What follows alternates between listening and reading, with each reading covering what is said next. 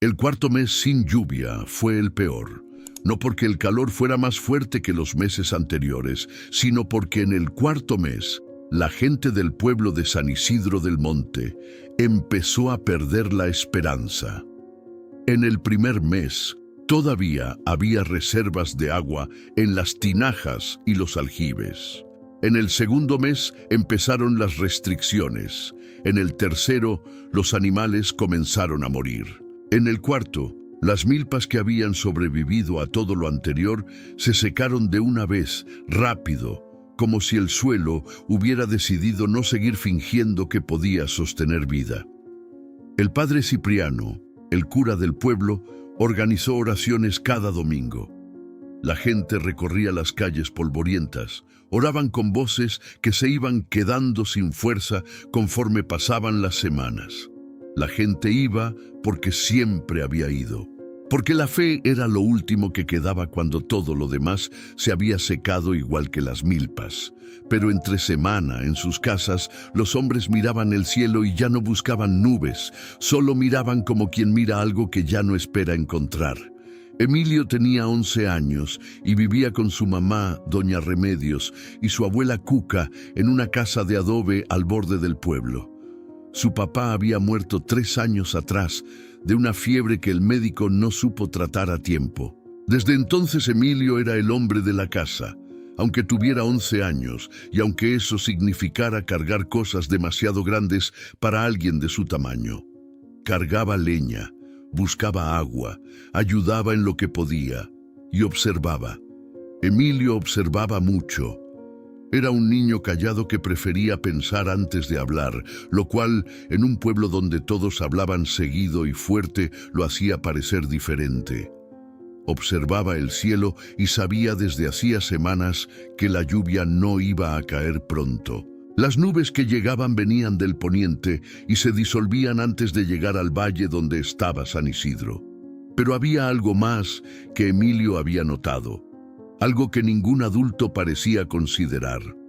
Al norte del pueblo, a 4 kilómetros por el cerro, había un río pequeño de temporada que bajaba de las montañas. En los años buenos, ese río llegaba al pueblo solo. En los años de sequía, se quedaba en las faldas del cerro porque el suelo reseco lo absorbía antes de que pudiera bajar. Emilio pensó en eso durante días. Lo pensó mientras cargaba leña. Lo pensó mientras buscaba agua en el aljibe del centro que ya casi no tenía. Lo pensó mientras escuchaba a su abuela Cuca toser en su cama, una tos seca que empeoraba con el polvo del ambiente. Y una mañana de martes, antes de que saliera el sol, se levantó, tomó el azadón de su papá y salió de la casa en silencio para no despertar a nadie. Caminó hasta el punto donde el terreno empezaba a subir hacia el cerro. Estudió el suelo con cuidado, caminando de un lado a otro. Buscó la línea natural por donde el agua bajaría si hubiera suficiente, y empezó a cavar.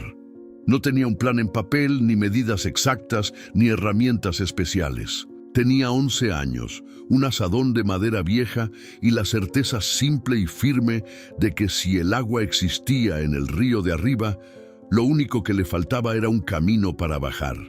La primera mañana cavó 3 metros. Las manos le quedaron ampolladas. Regresó a casa antes de que su mamá despertara, lavó el azadón, lo guardó y desayunó en silencio. La segunda mañana cavó 4 metros más. El suelo era duro, seco, lleno de piedras que tenía que sacar una por una. A veces encontraba una piedra tan grande que tardaba media hora en moverla, pero la movía y seguía cavando. Al tercer día, lo vieron. Don Leocadio, un hombre mayor que salía temprano a ver sus animales, pasó por donde Emilio estaba cavando y se detuvo. Estuvo un buen rato sin decir nada, viendo al niño trabajar. Luego preguntó qué estaba haciendo. Emilio le explicó. Don Leocadio lo escuchó, asintió despacio y siguió su camino. Esa tarde, en la tienda donde los hombres del pueblo se reunían a hablar de la sequía, don Leocadio contó lo que había visto. Primero hubo silencio, Luego risas. Al día siguiente había 3 hombres parados a cierta distancia viendo cavar a Emilio. No para ayudar, para ver, cuchicheaban entre ellos. Emilio los escuchó sin dejar de cavar. Decían que el niño estaba loco, que 4 kilómetros de canal era imposible para un hombre solo, mucho menos para un chamaco, que si los ingenieros no habían podido traer el agua del río, ¿qué iba a hacer ese con un azadón de su papá muerto? Emilio no respondió, siguió cavando. El padre Cipriano se enteró el domingo siguiente. Alguien le mencionó al niño y el canal durante la misa, en voz baja, mientras el padre distribuía la comunión. El padre Cipriano escuchó, asintió sin cambiar la expresión, y terminó la misa como siempre. Pero antes de dar la bendición final, pidió que Emilio pasara al frente. Hubo un murmullo en la iglesia. Doña Remedios apretó el brazo de su hijo. Emilio se puso de pie. El padre Cipriano era un hombre bueno en general, pero tenía la convicción firme de que en tiempos de crisis lo que el pueblo necesitaba era oración unida, no iniciativas individuales que podían dividir la atención y la fe de la comunidad. Creía eso con sinceridad. No actuaba por maldad. Actuaba desde lo que entendía que era correcto. Eso lo hacía más difícil de refutar y más fácil de obedecer. Emilio pasó al frente de la iglesia con el sombrero en la mano y los pies descalzos en el piso de piedra fría. El padre Cipriano lo miró desde el altar con esa expresión de quien va a decir algo que considera necesario, aunque duela. Y dijo con voz clara y pareja para que todos escucharan que en tiempos de prueba Dios no quería que sus hijos confiaran en sus propias fuerzas, sino en su providencia divina. Que cavar un canal en vez de unirse a la oración colectiva era un acto de soberbia disfrazado de iniciativa, que significaba decirle a Dios que sus tiempos no eran suficientes, que había que apurarlos con un azadón, que esperaba que Emilio reflexionara y se uniera a las procesiones del domingo, en vez de gastar sus fuerzas en un proyecto que, con todo el respeto que le tenía como hijo del pueblo, estaba más allá de lo que un niño podía lograr solo. El pueblo escuchó en silencio. Emilio escuchó en silencio con los ojos en el sombrero que tenía entre las manos y los hombros quietos. Luego levantó la vista y dijo, con una voz más tranquila de lo que nadie esperaba de un niño al que acababan de reprender públicamente: «Padre, yo también oro. Cada mañana antes de salir a cavar, le pido a Dios que guíe mi azadón y que me dé fuerzas. Lo que pasa es que creo que Dios me dio las manos para trabajar y las rodillas para orar. Y creo que Él espera que use las dos, no solo una». Hizo una pausa breve. «Mi papá me enseñó que pedirle a Dios lo que uno puede hacer solo es una falta de respeto, como pedirle que te siente en la mesa cuando tienes 2 piernas para caminar». Se puso el sombrero. «Con su permiso, padre», y salió de la iglesia. Doña Remedios lo esperaba afuera. No estaba enojada, estaba asustada. Le tomó la cara entre las manos y le dijo que el padre Cipriano no estaba del todo mal, que tal vez era mejor que descansara, que el pueblo estaba hablando. Emilio la miró a los ojos. Le dijo: «Mamá, si no hago nada y no llueve, vamos a perder todo. Si hago algo y no llueve, vamos a perder todo igual. Pero si hago algo y Dios lo bendice, vamos a salvarnos. Solo con orar no puedo saber cuál de los 3 caminos va a pasar». Doña Remedios no tuvo respuesta. Lo dejó ir. Las semanas siguientes Emilio siguió cavando, solo. Ningún adulto ofreció ayudarle. Algunos niños del pueblo se acercaron los primeros días por curiosidad, pero sus papás los llamaron de vuelta. El canal crecía despacio, 1 metro por día en los buenos días, menos cuando el terreno se ponía difícil. Emilio calculó que necesitaba llegar a 2 kilómetros del río para que el agua pudiera empezar a bajar sola.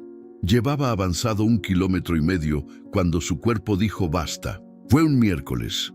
Emilio se levantó antes del amanecer como siempre, tomó el azadón, salió, pero a mitad del camino al cerro sintió que las piernas no le respondían bien. Siguió.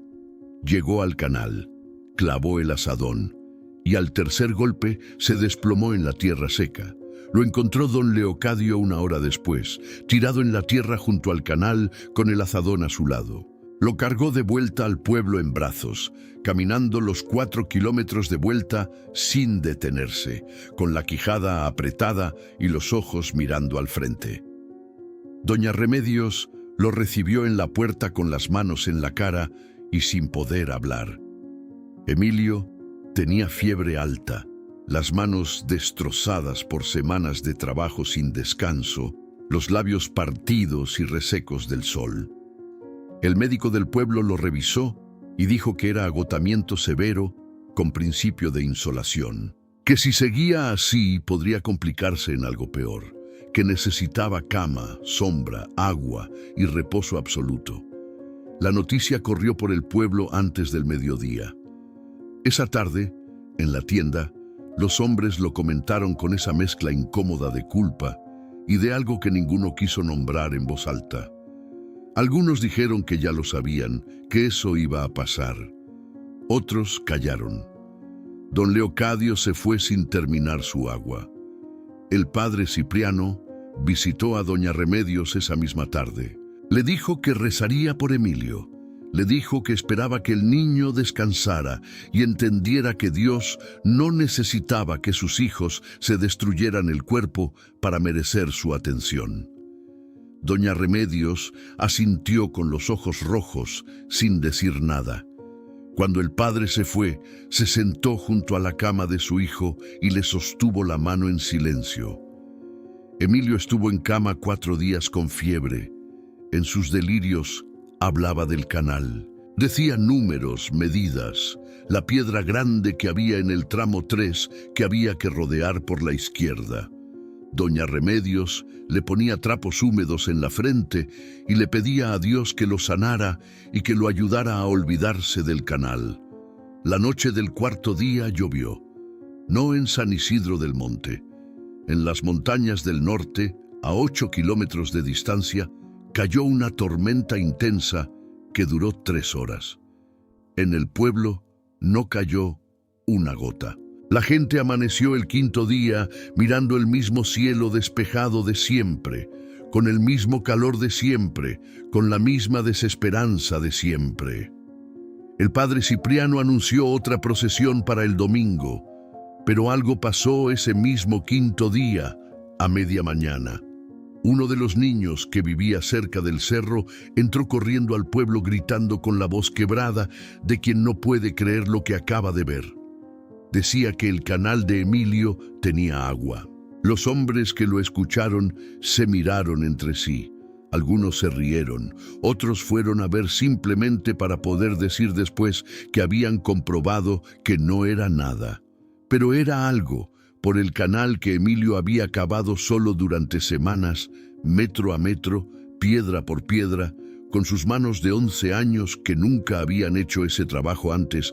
Corría un hilo de agua, delgado, tímido, que avanzaba despacio por la tierra compactada. El agua de la tormenta de las montañas había bajado por las faldas del cerro buscando el camino de menor resistencia. Y el camino de menor resistencia era ese canal, el único canal que existía, el que nadie había creído que servía para algo. Los hombres se quedaron parados al borde sin hablar. El agua corría.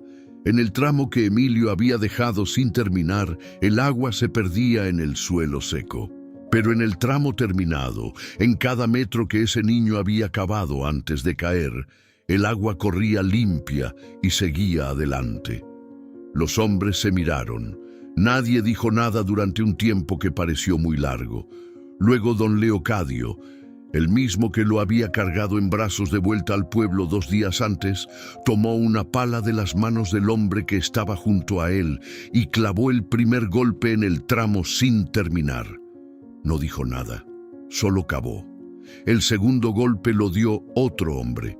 El tercero, otro. En menos de 2 horas, más de 20 hombres terminaron en silencio lo que Emilio no había podido. Cada uno con su propia culpa en la espalda y sin palabras para nombrarla. Emilio despertó esa tarde con la fiebre bajada y la cabeza despejada por primera vez en días. Su mamá estaba llorando en la silla junto a su cama, con las manos juntas en el regazo y los ojos cerrados, rezando en voz muy baja. Emilio pensó que algo malo había pasado. Le tomó el brazo. Ella abrió los ojos y entonces Emilio escuchó el sonido. Un sonido que San Isidro del Monte llevaba 4 meses sin escuchar. Un sonido tan simple y tan olvidado que tardó un segundo en reconocerlo. El sonido del agua corriendo sobre la tierra seca. Se levantó despacio porque las piernas todavía le fallaban un poco. Salió al patio apoyándose en la pared y vio el canal lleno y el agua correr y a la gente del pueblo parada en la calle con caras que no sabían todavía qué expresión ponerse. Algunos lloraban, otros reían, otros simplemente miraban el agua como si temieran que si parpadeaban iba a desaparecer. Emilio miró todo eso durante un momento. Luego cerró los ojos, ahí parado en el patio de tierra de su casa, con los pies descalzos y las manos vendadas, y habló con Dios en silencio, sin palabras elaboradas. Solo gracias, solo eso. El padre Cipriano llegó cuando el sol ya bajaba. Se abrió paso entre la gente que llenaba la calle y se paró frente a Emilio. El pueblo los miraba a los dos. El silencio se extendió. El padre Cipriano era un hombre bueno, y los hombres buenos, cuando se equivocan y lo saben, tienen que elegir entre su orgullo y su conciencia. Él eligió. Se arrodilló frente al niño en la tierra húmeda, no con exageración ni con drama, con la sencillez de quien sabe que lo que hace es simplemente lo correcto, y dijo: «Me equivoqué, hijo. Dios habla de muchas formas, y yo no supe escuchar la que Él eligió esta vez. Perdóname». Emilio lo miró. Luego extendió la mano y lo ayudó a ponerse de pie. El agua de San Isidro del Monte corrió todo ese año sin interrupciones, y la gente del pueblo aprendió algo que no olvidó en generaciones: que la fe sin obras es fe a medias. Que orar con las rodillas y trabajar con las manos no son cosas opuestas, son las 2 mitades de lo mismo. Y que a veces Dios no manda la lluvia directo del cielo. A veces manda a un niño con un azadón y espera a ver si alguien tiene ojos para entenderlo.